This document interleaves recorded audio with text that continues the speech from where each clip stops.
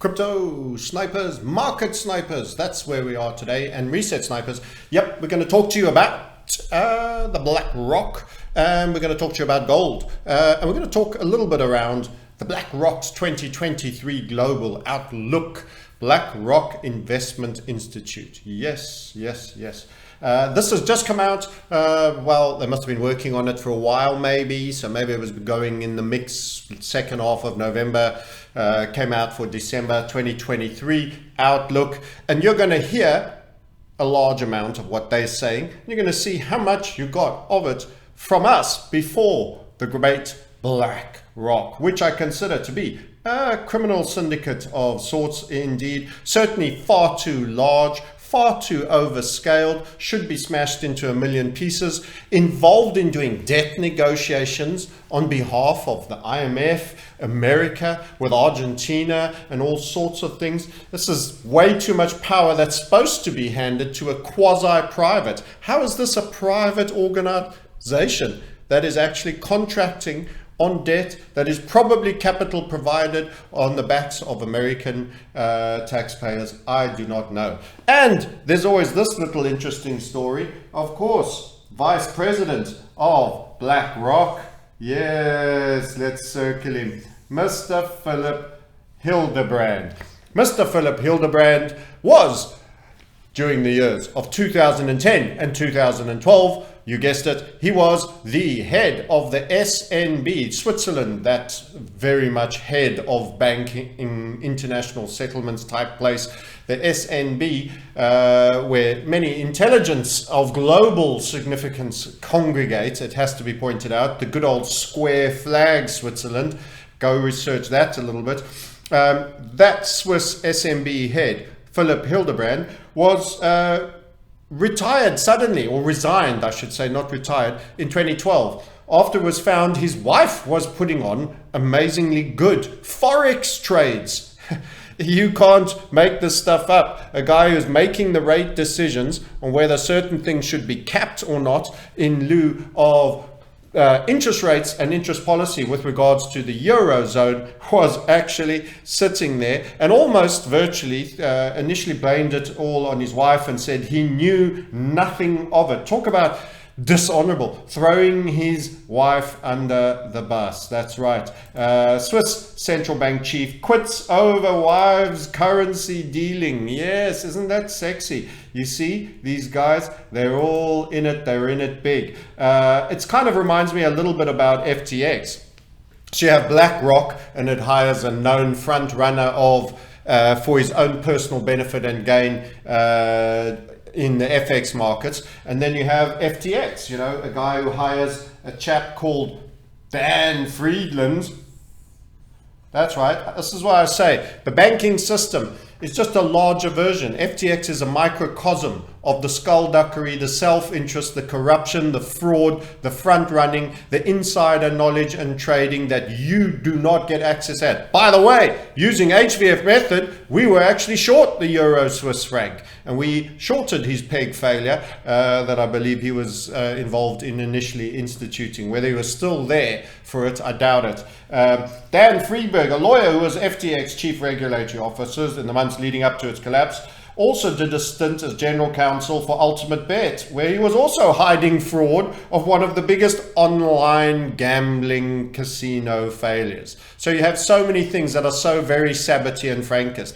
Dealing with addicts as clients, such as gaming, and trading is not too far off that for many people, by the way, ripping them off, and running with the money, hiding fraud. Oh, we've got a job for you, pop over to FTX. It sounds so very similar, doesn't it? Blackrock, just a kind of a bigger version thereof that has now got a parastatal relevance. But anyway, let's go back to their report and what do they say?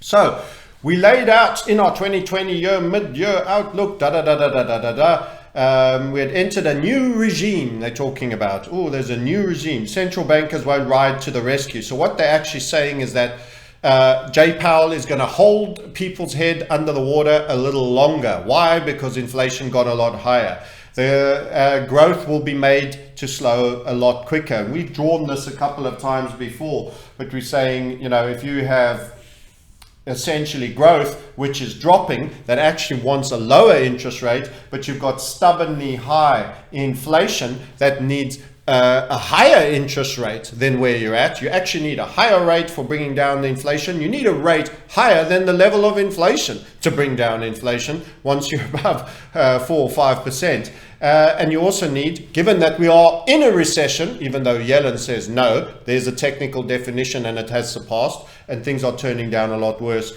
So what you actually got in our word is we coined the phrase hyper-stagflation. You actually have stagflation. You're going to have stubbornly high inflation environments with low and even negative growth.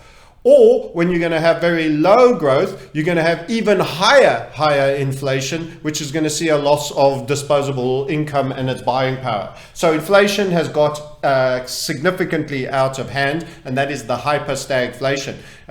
You're going to have stubbornly high inflation that is going to continue. And such to the world, they now say living with inflation. It's now like this lodger in your house. You've got to cuddle up to him in the bed there, this big stinking monster that gobbles up your food, your money, and puts your heater on and costs you a whole bundle. It's time to live with your new lodger.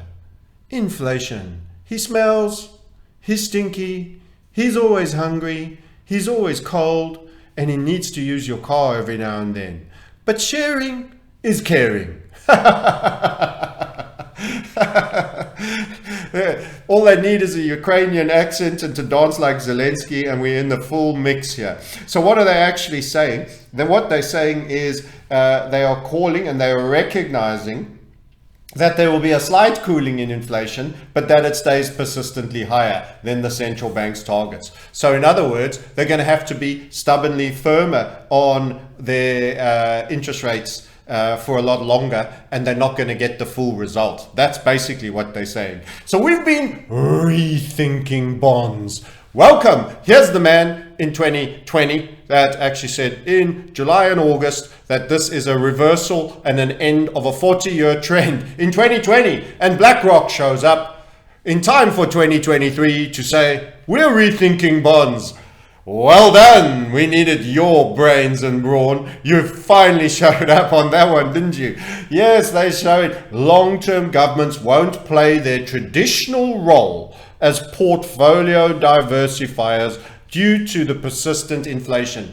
It is a turn in the debt markets, my friend, and they're going to attempt to manage this as best as possible, but debt is going to be the worst asset class for ages. And how many times did we have to call out all the people that continued to say, buy bonds, wear diamonds, at every little weakness of the dollar and every little pullback? Oh dear, oh dear, oh dear. And now we see people are finally acknowledging our bottom line. The new regime requires a new investment playbook.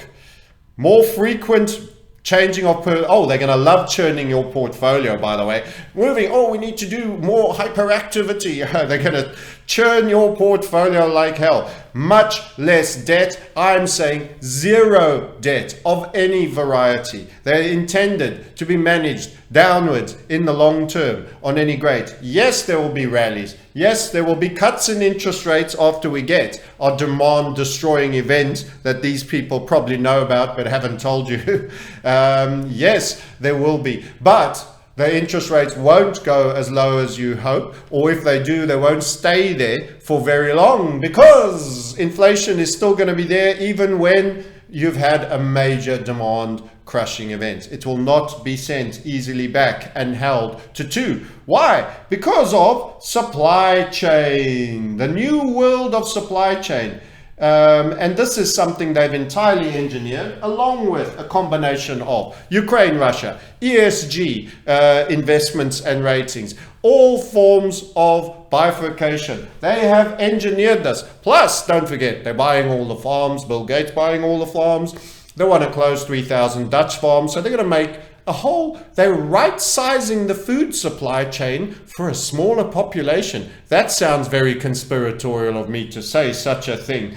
Because fertilizer is spoiling the climate, you see. Fertilizer is spoiling the climate. Carbon bad, only bad. So in a world shaped by supply, That involves brutal trade-offs. In fact, I will say supply chain is the economy. It's not an important part of the economy. Things moving backwards and forwards is the economy. Deliveries is the economy. Dresses, textiles being sent from that country to that country by ship, plane, automobile, truck to your door. That is the economy going and being stocked. Supply chain is the entire economy, and they've decided to not have the benefit of a global environment for sourcing for the economy. They've decided there's a lot of bad people in the planet that aren't allowed to play. And they're all the useful people that have energy, gas, do work for lower amounts than happens domestically. So what is happening is we're getting a deglobalization. An inverse Goldilocks economy is what we've called. We coined the terms anti-fiat. Now we see others using it. We've coined the terms an inverse Goldilocks. I saw someone else using that recently in literature. These are the events. The big gift of globalization, where Alan Greenspan said, there's no inflation, it's not there. While asset prices pumped through the roof in the biggest asset price inflation boom, because you was running low inflation rates and printing money, and you were getting all your stuff made cheap by kids in India and China. Well, now we're rolling that all back. That's what they're showing us. Taming inflation would take a deep recession. Well, what they're going to do is they're going to have to hold your head under the water a whole bunch longer. They might not do the whole thing to get it down to 2%, but they're going to hold it down a whole bunch longer. That means more pain. I can't believe that people cannot see that another at least 0.5% in December and something coming in February. Let's say 0.25 short of a minute. That's another 0.75. We'll get onto assets that are affected by interest rates. How come the bonds are not pricing this in? Well, they're pricing in a mega recession. The near term are the 3-month and the 1 year. But boy, oh boy, are those long-term bonds calling for a proper haircut. We are seeing some of the most chronic yield curve inversion across all measures that has probably ever existed, and we've got a great chart for that. Follow us on the Market Sniper, and of course on the Crypto Sniper for crypto updates and the Reset Sniper, but on the Market Sniper for the curve that shows you virtually every long term against every form of short term is in a chronic inversion, and it has been one of the most violent and high momentum of them all, and we may take a chart and show you that a little bit later. So this is the regime. The new regime playing out. A regime is what the ANC used to refer to as the apartheid government. The regime. It's interesting that he uses that word. It's hardly a positive association, but nonetheless, I find it interesting. Production constraints are fueling inflation and macro volatility. Central banks cannot solve these constraints. That leaves them raising interest rates and engineering recessions to fight inflation. Welcome to hyperstagflation. Hyperstagflation. It's stagflation on steroids. Hyperstagflation. You never heard this phrase before because we coined it. Hyperstagflation. The most extreme version of exactly this. You can't get it, you've got to pay absolutely expensive amounts. If you want it quickly, you've got to pay extra to move things around. The fueling, the shipping is costing a whole bunch more. You've got to pay extra. Eventually, you're having anything that's non-standard, that isn't highly utility and delivered and in bulk and scale. And even those things are going up in cost, my good friends. You are going to find stubbornly high costs for items.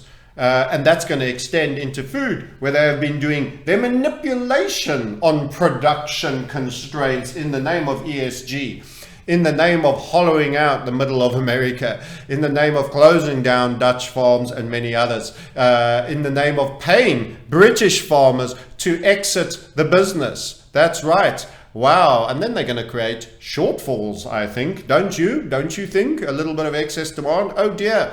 Oh dear. Oh dear. That is going to be increase further the inflationary effect on essentials. Absolutely, it shall. But in the meantime, we can brace for some real demand destroying bottom line. Watch this one. What worked in the past won't work now.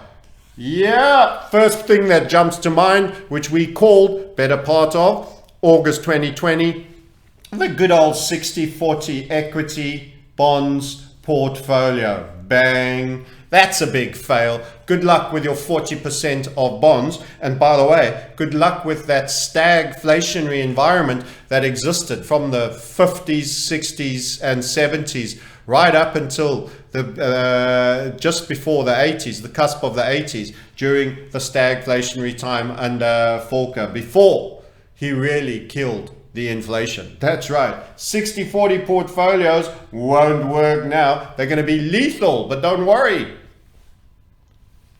Our friend, how to get rich, what was it? Tony the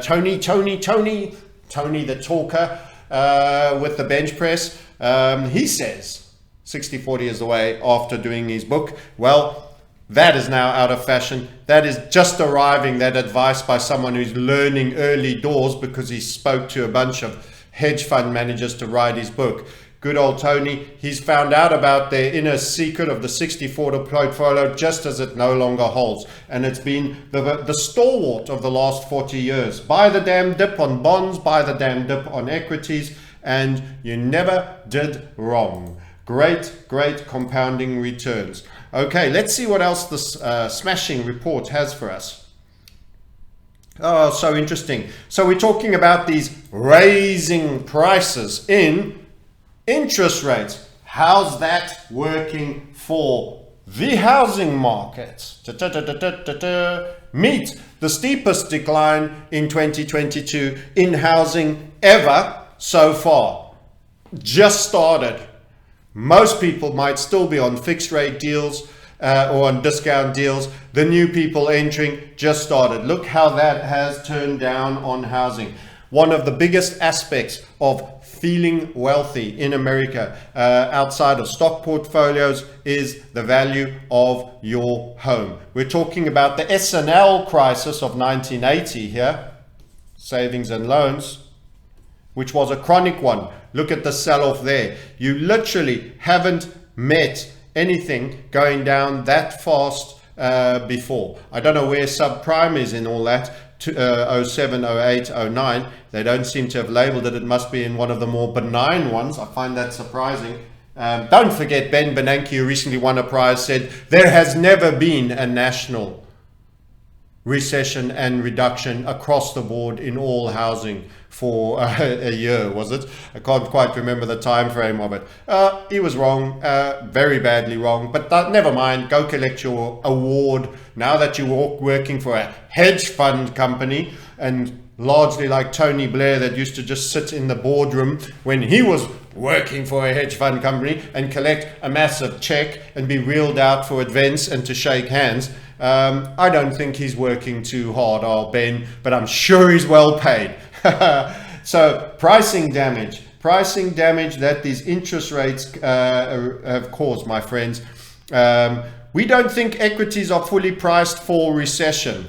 No, sir, I certainly don't. This is put season. I've never anticipated agreeing this much with Blackrock. They are 3 years late compared to our top of the bond market call, but they got there eventually. Yep, equities are not priced for a full recession. And by the way, I don't think we do normal recessions anymore, and we are tightening into a recession. It already is one. It's already met the criteria for one, the 2 quarters of negative growth, and we are tightening. Why? Oh, don't worry, our labor market's still sizzling strong with our funny, funky, fake non-farm payrolls number. Yes, indeed, friends. They are going to be late to tighten, and then they will over tighten for too long. That's what they do. Leagues and lags. Pump it and let it pump a little longer, then dump it and then keep dunking it. That's what they do, and shake everybody out at the bottom. Bonds and stocks can go down at the same time. Boy, oh boy, have we found that out. The lure of fixed income is strong as surging yields mean bonds finally offer some income. Not against the inflation rate, they don't, which is in truth closer to 20% in real terms for normal people, and definitely is well above the BLS's, whatever they say, interest rate, inflation, CPI rate they report, which last time we heard was around 7s and 8s for the States. It's at 10s and 11s for Europe. It's closer to 20 for all of you. That's the truth of it all. Bonds are a bad, bad deal. Simple as that. Bonds are a bad, bad deal. You're funding a mafia, a mega corporate mafia, much like the people who wrote this report, that seem to seamlessly roll into government, central banking, hedge funds, and everything, and are doing negotiations for debt and various other things. Wishful thinking on inflation. How many times did we say repeatedly on the Market Sniper, people will call tops on inflation too many times? That's the top on inflation. That's the top on inflation. This is the top. We're trending down from here. We'll trend down from here. Okay, we're going to trend down from here. Oh, we're trending down from here. We're trending down. We're trending down. The whole time the forecasts have been, we're going to start trending down. From 2021, they were saying they're trending down, while it continued to go up, up, up, and up. Yes, it will go down on such a huge demand-killing event, which will not only be of fiscal, which I anticipate will likely have a credit-based event involving bank, hedge fund, or a megacorp, potentially a derivatives-based event, and much, much more. And at the same time, to mask your focus on how you're being raped in the financial markets, they will create some other geopolitical, grab the headlines, Trump did this, so-and-so did that, maybe a new war, something else to distract you away. That will also lead to further demand killing, and that will be the only way that you could bring the inflation rate meaningfully down. How about a lockdown, a climate-based lockdown? Who knows? Living with inflation is the new game, your new lodger called inflation. He burps, he farts in the bed, he sleeps, he eats, he does it all, my friend, and he wants to use your car. Short over long. So this is US Treasury yields. So at the moment, the short end is paying all the yield. The long end is pricing in the recession. Most of you know that. A new playbook, a bottom-up look at what is our companies telling us is probably the best lens we have into the future. What gobbledygook corporate finance crap talk. Lenses into the future. What have you told us there? Oh, we're going to look from the bottom up. So what? What does that actually mean? What does any of that mean? Carry king. Carry king. We expect views to change more frequently than in the past. Yeah, you're going to be wrong so much. You're going to be pivoting and churning all your clients' portfolios no matter what. Yes, my friends, the one thing that they did say, a workforce not recovered. Yes, indeed. Participation rate of the workforce. This is the thing. Our wages are too high because we can't find workers. People don't want shit jobs. They'll stay at home. They'll live with their mum. They'll stay with their dad. Wives will stay at home and rely on the husband's income. They don't want to do shit work. That's what's happening. And the participation rate is very, very low. It's very, very low. And the jobs that go unfilled are not paying enough, or they're too high skilled and you haven't invested enough. Geopolitical risk grabs the market's attention. Yes, there'll be more of that to become. This is the most fraught geopolitical environment since World War II. Yes, your El Presidentes that you have chosen, that have elected to go and do all forms of dumb things like picking fights with all the wrong kind of people that sit on all your energy and everything else. You have certainly set up the ground that there is a ton of downside risk and there's very little upside risk of further benefits to the high side. So I'm not going to continue through this whole report. They do also make a case for gold, as has good old Goldman Sachs. So let's pivot over from the criminals and have a little look. So this is one little leak share that I will give you from our premium community.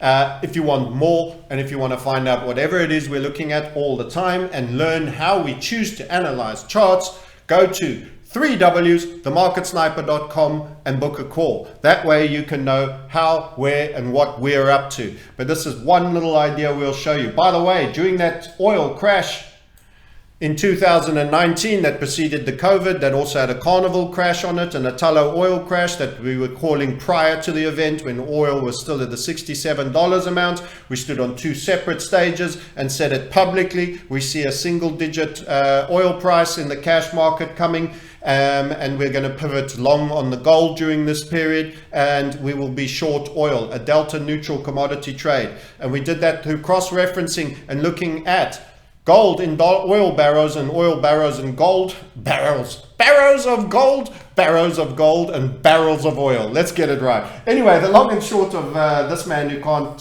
finish his sentences on a Friday afternoon. No, I've not been hitting the gin, good fellows. This was the big call. We said get in long here. This was the gold euro. So we are particularly interested in the gold euro at the moment. We think some bad news coming back in and euro will come back into focus. It's had a rally. The dollar's been soft and weak. The euro's gone up to 105s and something. And we feel it's not going any much higher. We'll show you why in a second as well. Let's do it straight away, shall we? Let's go and show you the euro straight away.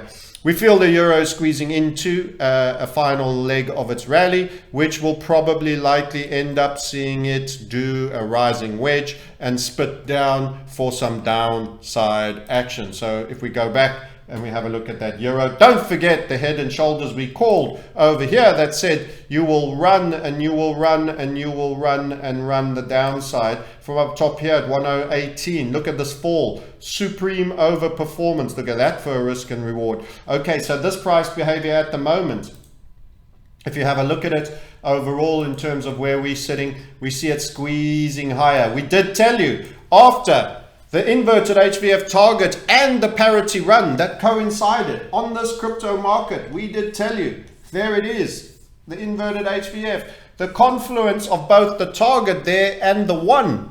We had a target of 999.80.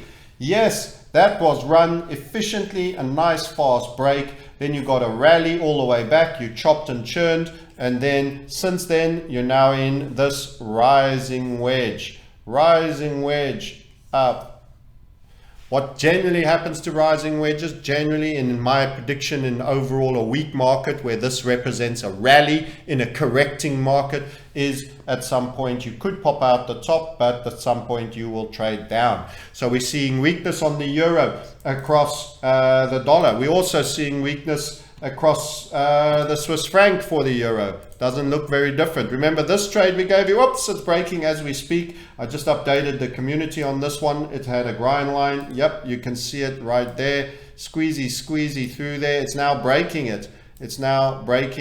So the Swiss franc is getting a bit. Don't forget, you could have been in this trade as well, right up from 108. Go back up to the bigger time frames, 108. Yep. And you will see you could have been in from up top here, and we have called and we remain calling, and look at that, we remain calling all the way down to 69. So a rally here and you will get brutal moves in our opinion in time. So this has been going just swimmingly from 108, and this rally also post a unitary run. Remember, we warned this was likely to happen, both on the euro USD. So across the board, we're seeing weakness for the euro going into the new week. And you can see that is now already showing signs of spilling through that basing ascending grind line. A concept brought to you by HVF Method. You want to learn about HVF Method, you want to understand the concepts, what do they mean, how to use them.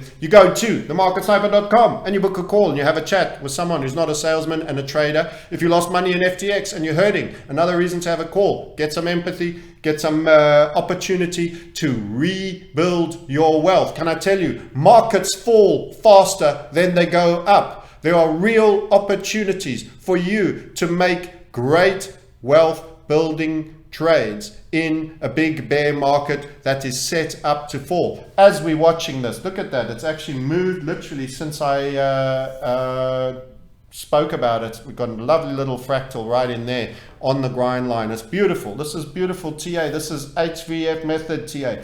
Yep, guys. So that's the weakness of the euro. Now we like gold. And here's what's happening on gold. Now, we like gold, and we don't always say the precious metals price is going to go up. By the way, I still think there's room for the paper price on the derivative markets, which does very little delivery, to have a paper price crash when we go into the full recession. But we're talking about now, right now, and against the euro, we actually like this particular trade. And here's what you'll see and why you'll see it. So I'm taking you back to the chart that we started this all at. We'll go on the 2 week, shall we? So here you were. This was the big gold call that took you up to the 1688 from way down here at 1100s to 1688. This is called a line of efficiency. Lots of upside move with little wastage of time. Carry cost, low, fast, quick moves that make you big profits. Even though you would have still been in it for some time, the amount you got out of this move was phenomenal. And since then, you've had lots of pullbacks, jacks and pullbacks, and you're not much higher today for a much longer time period. This is the difference between HVF method and people that invest. They hold for ages and get min juice. Little bit of juice, plus a heart attack thrown in along the way, and a long period before, and then a pump that they get to miss that depresses them and they're back where they started. So this is understanding the key aspects of HVF method in the market. But we're not talking about the past, we're talking about today. So what's happening now? Well, in our opinion, this is a squeezing higher rising wedge. At some point that could break down, but it could also melt up at the top, depending if we have a mania in the gold and everybody realizes all at once that fiats are garbage and they are the FTT token by another name, and they've been printing them irresponsibly and creating debt where there's often no bid anymore in the market because there's so much of this high value item. It's like grains of sand on the beach, but it's such a high value added item. Scarcity is value. Gold is scarce. Gold takes a lot of energy to get out the ground, to refine and bring about, and it is finite relative to this debt bomb. It can only really be pulled out at around just over 1% a year.